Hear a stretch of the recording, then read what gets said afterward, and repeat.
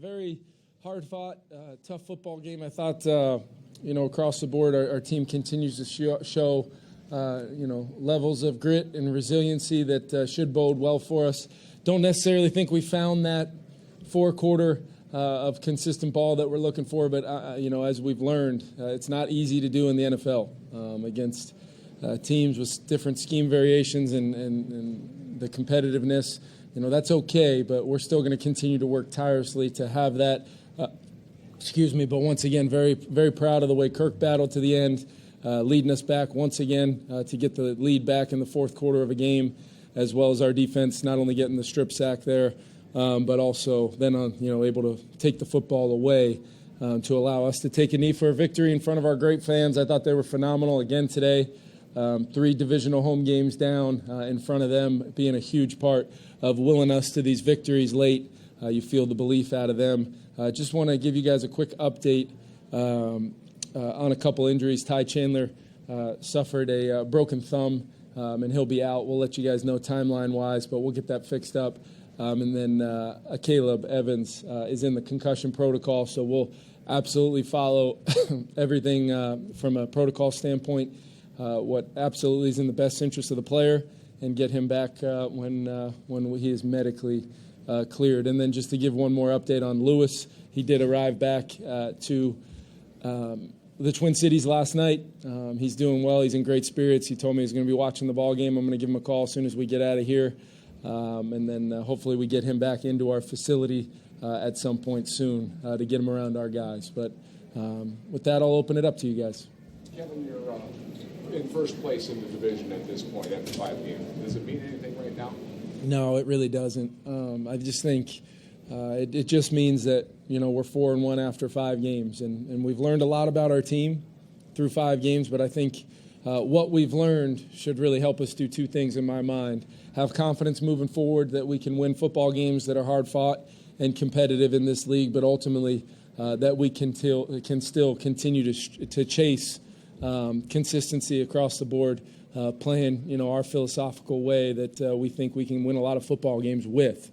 I can obviously do better for our team, making sure that, I can help with some of those lulls throughout the game, but inevitably they are going to happen in this league. That's part of NFL football, and we'll continue to chase that and push our players. But the best part about it is they're the ones talking about it, not so much us needing to, be banging them over the heads with it. They are telling me, our leadership is telling me what we're striving for, so I feel good about it. At some point, it's out there for us. Your decision to you win the coin toss, you take the ball for the first time, and what went into that? Yeah, I just thought, we knew we wanted to play, a lot of the things we talked about, on Wednesday and Friday with you guys. I mean, I just wanted to be aggressive, but there's no rule that says that you can't try to set the tone to play complementary football with your offense.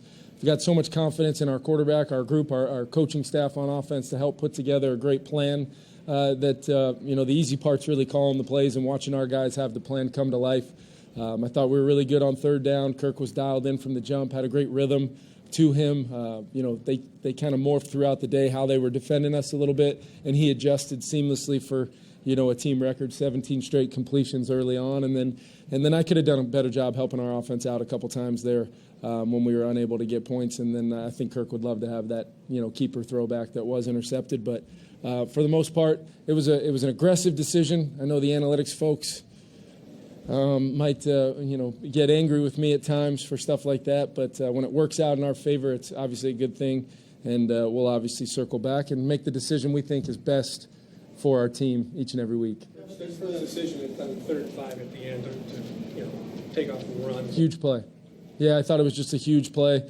12 of 15 on third down for the day, and our quarterback deserves a ton of credit for that, as well as the O-lineman up front giving them time, and then our guys consistently winning on the perimeter. Kind of a mix of man and zone, some disguised man that you got to react post-snap to.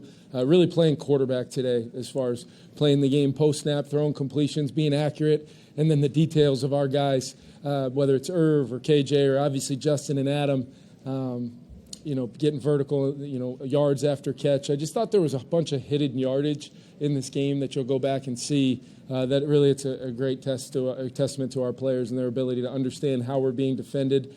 And then as it adjusts throughout the game, they're a really smart group. Kevin, did the exotic plays that you called, I'm wondering if we can read anything into that you feel a step better about your offense and how it's executing, and you get the flea flicker and the pass. Yeah, I wish we could have got a little bit more out of that flea flicker screen, but no, it's all situational for me. Sometimes those plays are going to come up and on early downs, no huddle. Then they're going to be, chunks that we need to get back. We were in kind of a long yardage situation right there after a penalty. We went back to, whatever it was, 2nd and 10. I think our team can handle a lot, and because our quarterback can handle a lot, we're trying to find that right balance between giving them the tools for success and then ultimately allowing them to play within the offense we want to be with great comfort and confidence in what we're doing. And it's really about all 11 and how they're executing that allows us to continue to build on where we're at. We got a long way to go, 5 games in, but we're really seeing some of our philosophy come to life. Kevin, do you look at a game like this when you're up that big in the first half and say, this is one we should kind of turn into a relaxing win, or is it just kind of the nature of the league where a lot of these are going to come down in the last couple of plays? I think it's both. I think there's some things that I go back to and can point to that maybe could have helped contributed to a couple of those early down kind of negative runs that kicked us behind the chains and then ultimately led us to kind of need to be a little bit more, conservative with some of those third down calls. But like I said, 12 of 15, we were able to battle back from some of those longer yardage situations and at least give ourselves a couple chances at field goals there that didn't work out. But ultimately, I just got to continue to do a better job being razor sharp for our guys for 4 quarters. And that's where I really do. When I tell you it starts with me, I want to set the tone for our group because I've got so much confidence in our guys we're putting out there offensively, defensively, and special teams to go perform.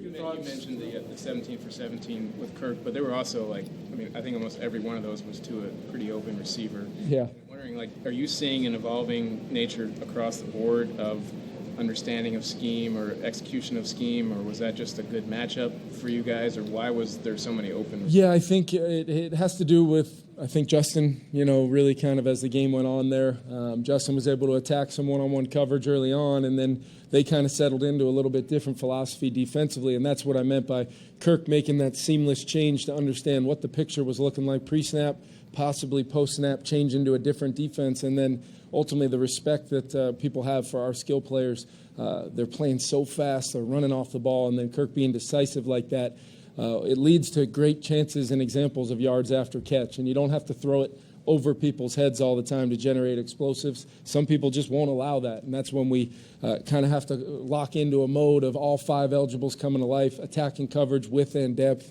and our guys just have done a tremendous job. And we've learned from some early times during the season where maybe me especially, have learned to kind of adjust in the real time and just let our guys play football. Were you aware that that was a team record, 17 in a row, and are you aware when it's going on that, hey, he hasn't had an incompletion? Yeah, somebody told me at halftime. I had no idea. It just felt like he was playing really well and the ball was coming out and very decisive and really taking advantage of the plan that we kind of put together.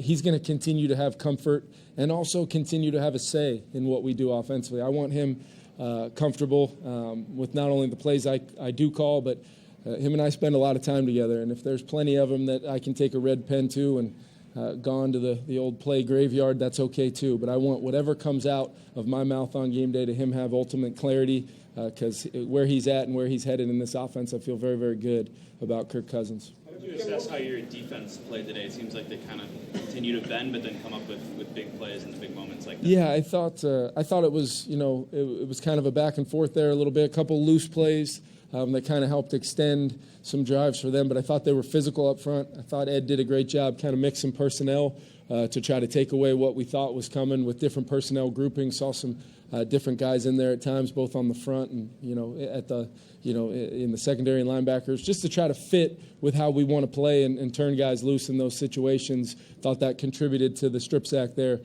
towards the end of the game, and then ultimately Cam going to get the ball. But just like offensively, there's a lot of things we can do better. Special teams is the same. I thought we could be cleaner there.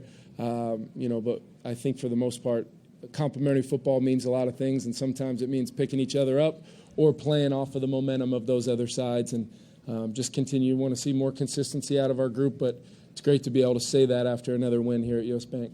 Kevin, Adam was saying that you spent a lot of the offseason really emphasizing execution in late in games. And, Yep. and trying to, what do you see in this group coming together that has allowed them to just keep their heads about them, and even whether things are going good or bad, to finish like you have with some of these games here? Yeah, I think, especially for our offense, we've got some guys that have played a lot of football together and learned a lot along the way about each other. And the scheme is one thing, but what allows a lot of that to come to life is my comfort, not only in Kirk as our quarterback, but those guys up front to give him enough time, and then our guys' execution. I mean, very very similar play to what we had, a little bit different variation, but it's very similar play even at the end of the half that KJ catches there, gets the yardage we need, and we show that as long as the defender doesn't knock the ball out of our hands, we're going to at least have a chance to kick a field goal at that point. Those are little plays that, although it didn't work out, I care about the process at which we've continued to show great understanding of how to close out halves,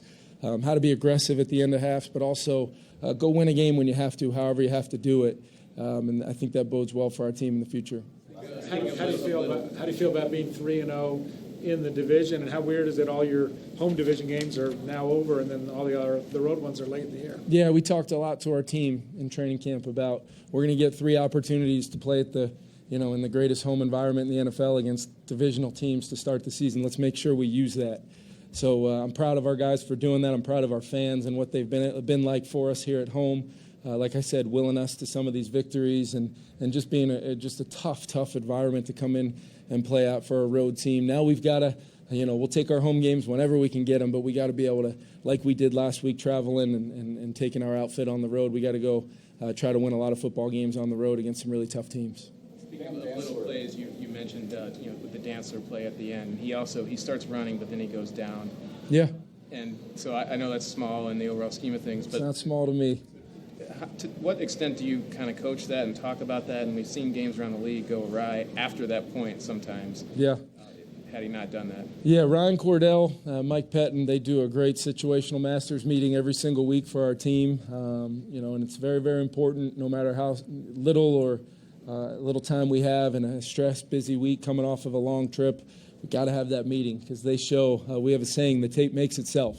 Because you can, every Sunday in this league, you can watch teams win and lose games with little decisions that they make, either when they have the ball in their hands, when they don't, how to go get it back, how to manipulate the clock, how to be great at the end of the 2-minute and at the end of the first half. But I think those guys do a great job teaching. And our players are, Friday morning early, you look up there and you got guys on the edge of their seat just wanting to learn football, and I think it's a huge part of what we do here. And like I said, Ryan Cordell's been phenomenal with me on game day, as well as, with our team, with Mike Pettin right there with him. Last question. Cam Dantzler has been coming up with plays the last couple of weeks. Is this something that you saw coming? I mean, that you expect him to come up with plays? I just think Cam's a talented player, and I just continue to tell him, be confident in your abilities. You can get around the football when we're competitive and trying to be tight in our coverage and trying to fit into the scheme and our disguise, but ultimately go play football and be physical. He's been great in the run fit. He's been great tackling, Pat P as well. Those guys are a huge part of us being able to hold our shells but still play a lot of single high coverages because we're asking them to do a lot of different jobs. But at the end of the day, making tackles and getting the ball out and being physical. Pat P blocking a punt, earlier, or blocking a field goal earlier this year, almost had another one today. I like where those guys are at, and we'll continue to mix our scheme up, build as the season goes on, and I'm proud of the way Cam played. That's why I gave him a game ball today.